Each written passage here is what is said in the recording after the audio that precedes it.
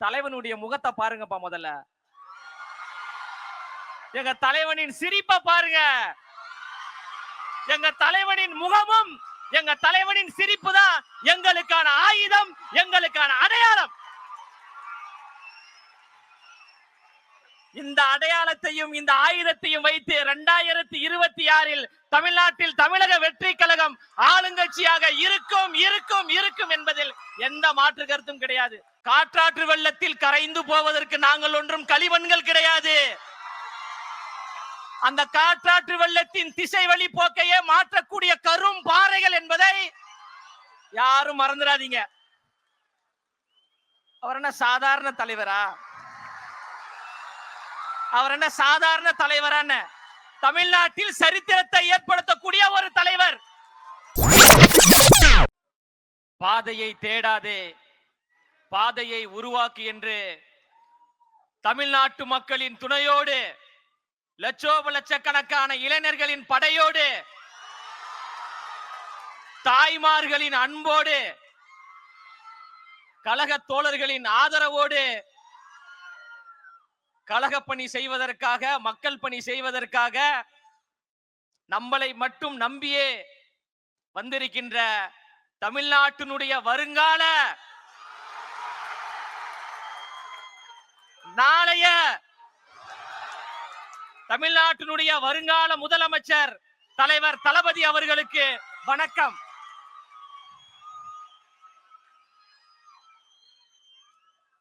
ஏற்றத்தாழ்வுகள் கூடாது, பிரிவினைகள் கூடாது, பாசிசம் கூடாது, பாயாசமும் கூடாது.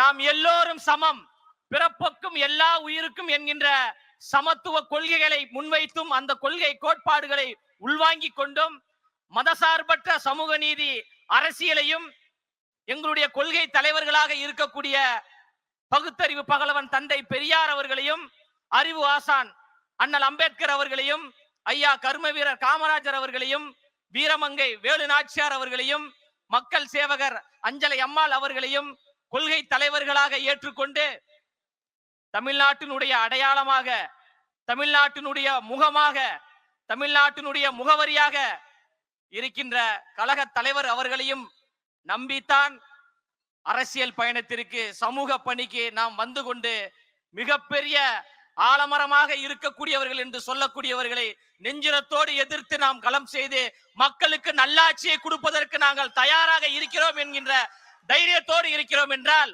ஒற்றை முகம்தான். தலைவர் என்கின்ற ஒரு ஒற்றை முகத்திற்காகத்தான் நாம் பணி செய்து கொண்டிருக்கின்றோம். தலைவனுடைய முகத்தை பாருங்கப்பா. முதல்ல எங்க தலைவனின் சிரிப்பை பாருங்க. எங்க தலைவனின் முகமும் எங்க தலைவனின் சிரிப்பு தான் எங்களுக்கான ஆயுதம், எங்களுக்கான அடையாளம். இந்த அடையாளத்தையும் இந்த ஆயுதத்தையும் வைத்து 2026 தமிழ்நாட்டில் தமிழக வெற்றி கழகம் ஆளுங்கட்சியாக இருக்கும் இருக்கும் இருக்கும் என்பதில் எந்த மாற்று கருத்தும் கிடையாது. தன் பின்னாடி வந்த லட்சக்கணக்கான ரசிகர்களை ரசிகர்களாக மட்டும் வைத்துக் கொள்ளாமல் சமூக பற்றாளர்களாக நற்பணி மன்றம் மூலமாக மாற்றினார்.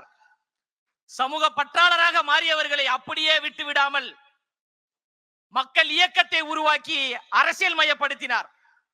அரசியல் மயப்பட்ட தோழர்களை அப்படியே விட்டுவிடாமல் இன்று தலைவர்களாக உருவாகி இருக்கின்ற நீங்கள் நாளை மாமன்ற உறுப்பினர்களாக, சட்டமன்ற உறுப்பினர்களாக, நாடாளுமன்ற உறுப்பினர்களாக உச்சத்தில் வைத்து உங்களுக்கு அழகு பார்ப்பதற்காக எங்களின் அழகு தலைவர் நம்மளை நோக்கி வந்து கொண்டிருக்கிறார்.